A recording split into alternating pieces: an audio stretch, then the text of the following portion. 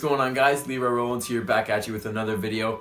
So, as you may or may not know, a couple weeks ago I went to Mexico for a vacation with my girlfriend and her family, and a lot of my clients and friends have been asking me, dude, how did you stay on track with your diet while you were gone? I'm always, drinking too much or eating too much, and I always seem to gain weight, and you managed to lose weight while you were gone for an entire week.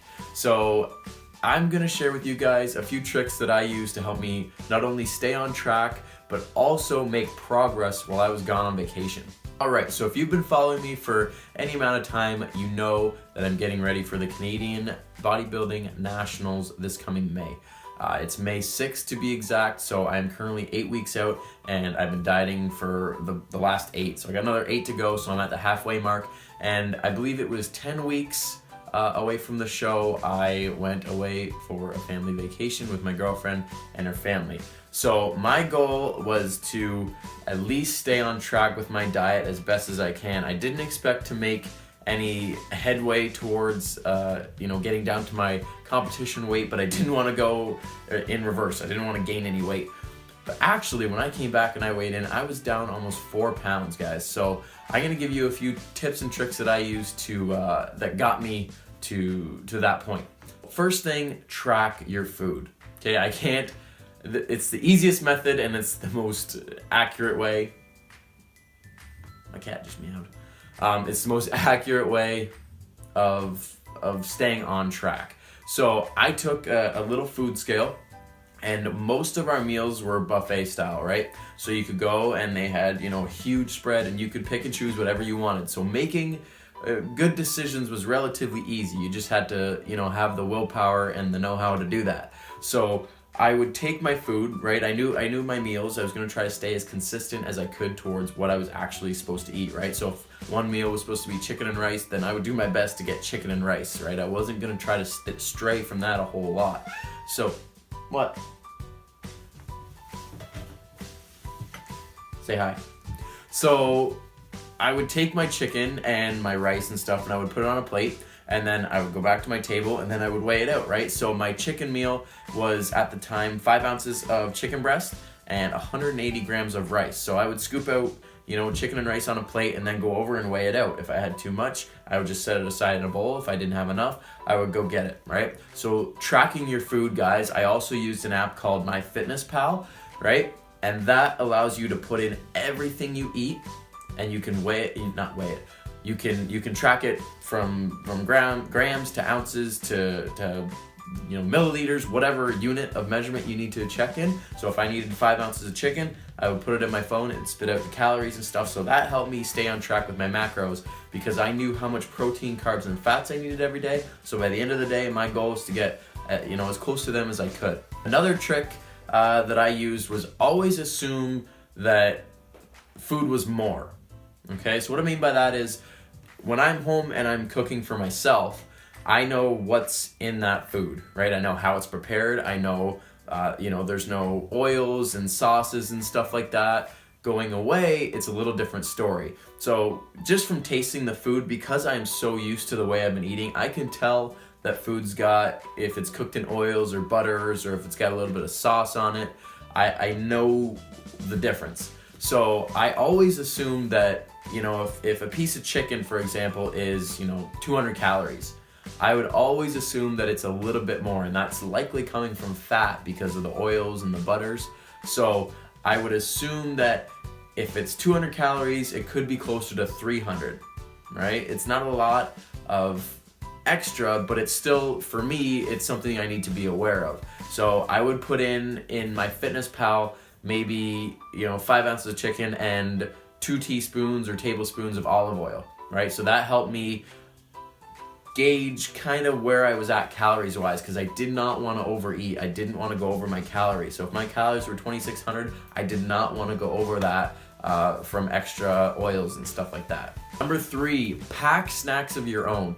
So when we went on vacation, we had a set kind of plan of what we wanted to do as far as excursions go.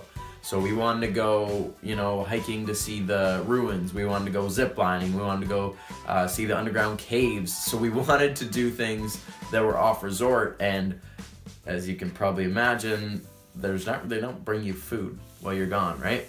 So I made sure that I packed things that I could eat so I didn't starve and I could still aim towards hitting my calorie and macronutrient goals. So things like protein powder. Rivals provides me with sample protein packs that are just one serving, okay? So it's just one scoop of protein that I took with me, right? So I had my shaker with me, and then, you know, when I needed it, I could pour that in, a little bit of water, shake it up, and drink it back, and boom, there's a serving of protein. Things like rice cakes, guys, the little plain rice cakes that you guys see me eat. I took bags of those. I think I had 4 or 5 bags for the week because it's a good simple carb. It's just rice. There's no other fillers. It's none of that flavored stuff, right? The caramel, the other flavored rice cakes that are really good, but not so good for you, especially when you're dieting for a show. Just the original. So I took those. I would eat, 4 and 5 of those at a time, and boom, there's a good serving of carbs. Peanut butter.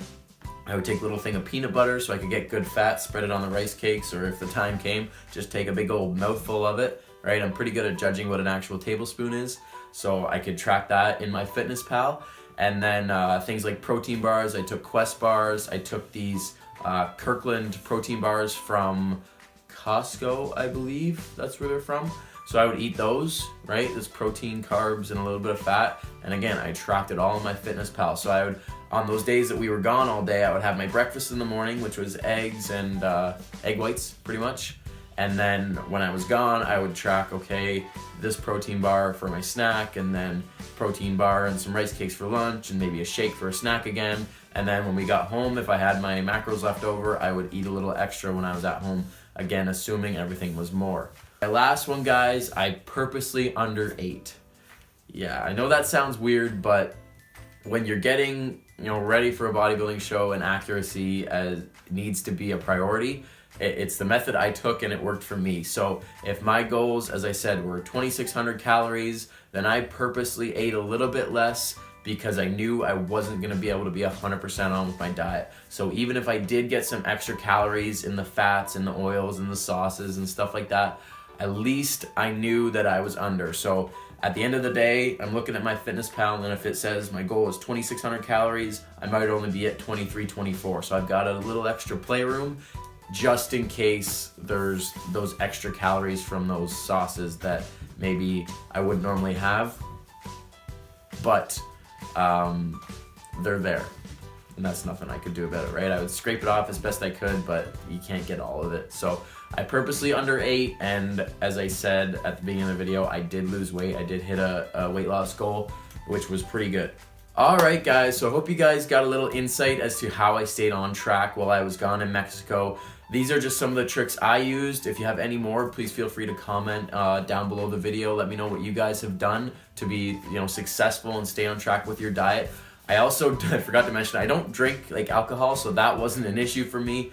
I wouldn't do it, even if I did, I wouldn't do it during prep anyways, but I don't personally dabble in alcohol, so that was an easy way for me to, yeah, I know, right? All-inclusive vacation, I didn't drink, what a weirdo. But it helped me stay on track, guys. So thanks for watching. I hope you guys enjoyed the video. I hope you learned something. Be sure to like, share with a friend if they need it, and subscribe. I will see you guys in the next video.